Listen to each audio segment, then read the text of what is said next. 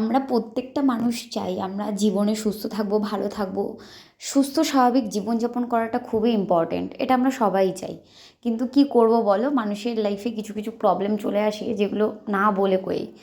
কখনো মানে বেশি সাজগোজ বা বেশি কিছু করাটা এটা আমি কখনোই করিনি। হ্যাঁ, আগে যখন ছোটো ছিলাম বুঝতাম না তখন করেছি, বাট এখন আর মনে হয় না যে এটা করি ওটা করি। তো শখের জন্য মাঝে মাঝে একটু সানগ্লাস চশমা পরতাম, খুব কম, খুব রেয়ার, তবু আমার দাদার বা আমার বোনের। কিন্তু এখন দেখো সেই সময়টা চলেই এসছে। কী করবো বলো, চশমা নিতেই হলো, বাধ্যতামূলক, কিছু করার নেই, নাহলে জিনিসটা বাড়তে পারে। তো আমি আমার বাবুকে পড়তে দিতে যাচ্ছিলাম, তারপরে ভাবলাম যে আসার সময় দাদাকে নিয়ে চশমার দোকানে যাই। যেহেতু 3 দিন আগে আমরা চশমাটা বানাতে দিয়ে গেছিলাম, ইনফ্যাক্ট আমার একার নয়, আমার বৌদিরও চোখে প্রবলেম চলে এসেছে। আমি আমার দাদা দুজনে এসেছি, আমার বৌদি আসেনি। বৌদি যেহেতু শরীরটা ভালো ছিল না, সে বাড়িতে। আর আমরা তার আগে অ্যাপয়েন্টমেন্ট নিয়ে ডক্টর দেখিয়ে, আমি দিশাতে দেখিয়েছিলাম, ডক্টর দেখিয়ে তারপরে এখান থেকে চশমা বানিয়েছি। আমি কেষ্টপুর থেকে বানিয়েছি। তোমাদের কারোর যদি মনে হয় তো মানে যারা আমার আশেপাশে লোকেশনে থাকো তো বানাতে পারো, দোকানটা খুবই ভালো। যদি কারোর মনে হয় নামটা জানতে চাও আমি বলে দেবো।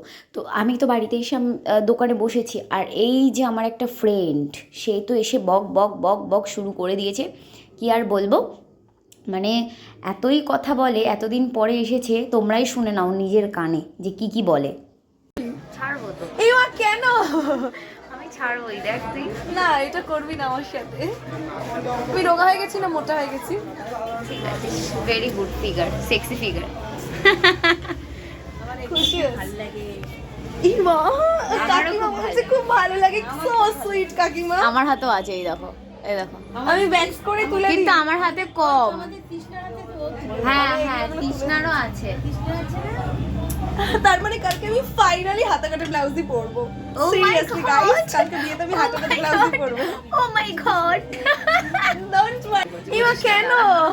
এগুলো ঠিক না, এগুলো তো আমি ব্লগে যাব ডক্টরের কাছে একটু পরে। হ্যাঁ, এটাও ভিডিও কর। না ঠিক আছে, এবার স্টপ করেছি।